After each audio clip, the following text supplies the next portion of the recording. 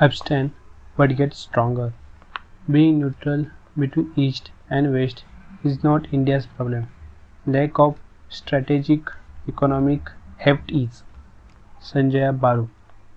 Even as the Russian invasion of Ukraine proceeds, the Indian mind space is being bombarded by Western propaganda and strategists describing the Narendra Modi government abstention in the United Nations Security Council vote as a cop out.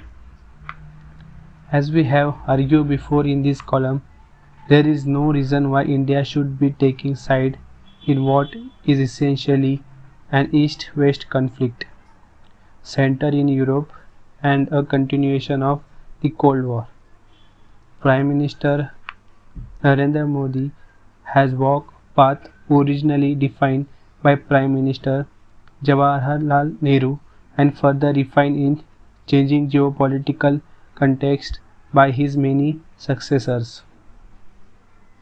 Commenting on Nehru's decision to remain neutral during the Berlin crisis of 1961, the modern Machiavelli Henry Kissinger famously confessed to an Indian journalist, "There was terrible disappointment the Kennedy administration except me because I said to myself if Nehru took a position on Berlin critical of the Soviets, he would be jeopardizing Indian interest for a subject of no conceivable concern to India. India has no view on Berlin for which it needs to risk a great deal." Here how Prime Minister P.V. Narasimha Rao described India's middle path after USSR collapse. Addressing AICC in April 1992, he said, "Some seem to think that with the collapse of the communist system and the world having become unipolar, there can be no middle way. To interpret Nehru's middle way as being valid only in a bipolar situation is not to understand our Asian philosophy. The middle way was meant to be a constant reminder that no assertion or its opposite can be the full and complete truth." The Indian government's statement explaining its latest vote at the UNSC on Ukraine in fact reflects this perspective that no assertion for its opposite can be the full and complete truth. India has neither endorsed Russian action nor Western provocation and reaction. Two very different considerations have shaped Indian foreign and strategic policy. First, geography. Second, a view of free India's place in the world. The geopolitics cannot be wished away. Nations and states have had to define their national security and defense based first and foremost on their physical location and attributes. Located as India is in Asia's underbelly and atop the Indian Ocean, its relations and security calculations with respect to the Eurasian landmass and the Indo-Pacific region do not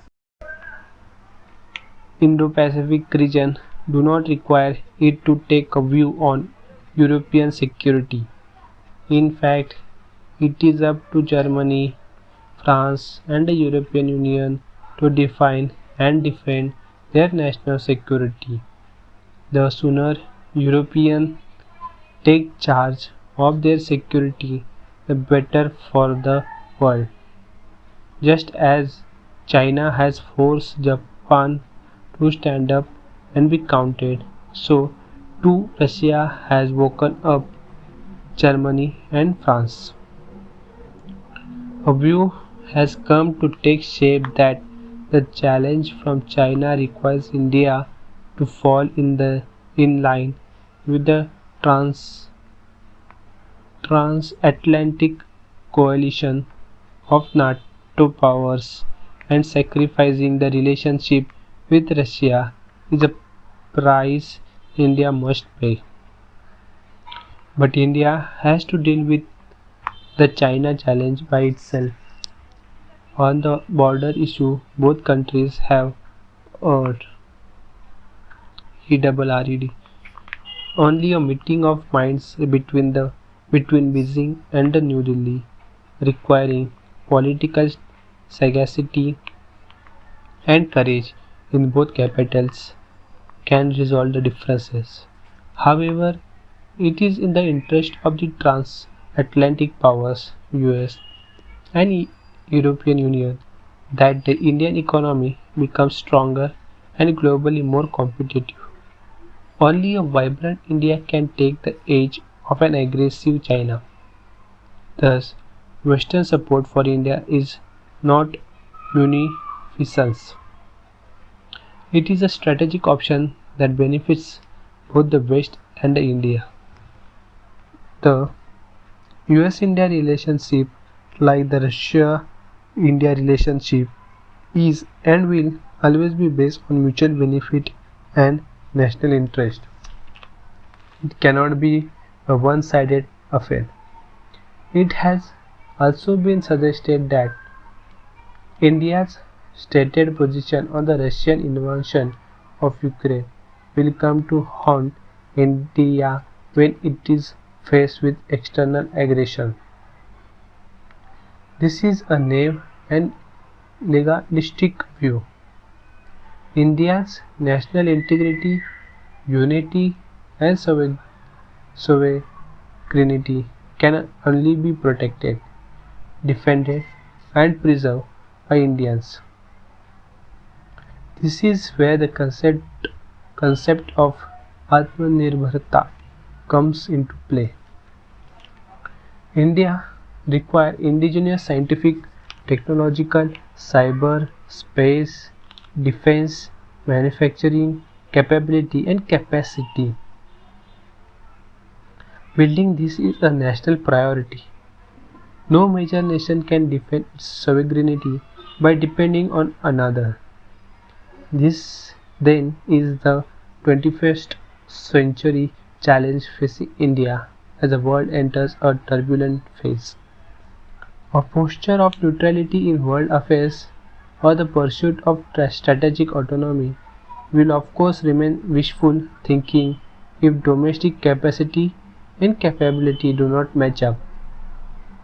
The political, administrative, business, and intellectual leadership must come to terms with the fact that India has some way to go in building up its comprehensive national power to be able to defend itself against external security and economic challenges, while maintaining mutually beneficial relations of economic interdependence with the West is important.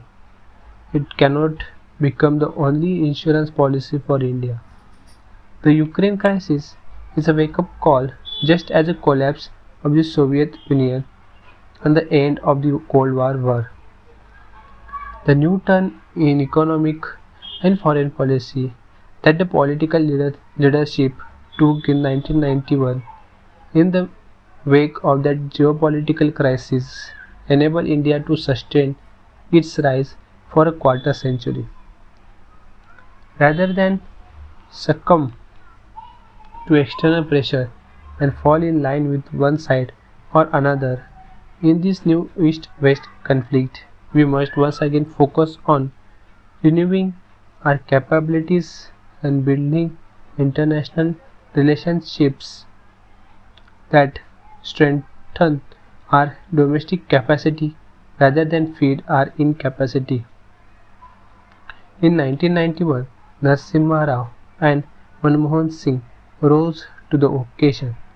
Whether PM Modi is able to do so today, focusing the country energies on economic development and modernization, is the key question. The writer served as a media advisor to former PM Manmohan Singh.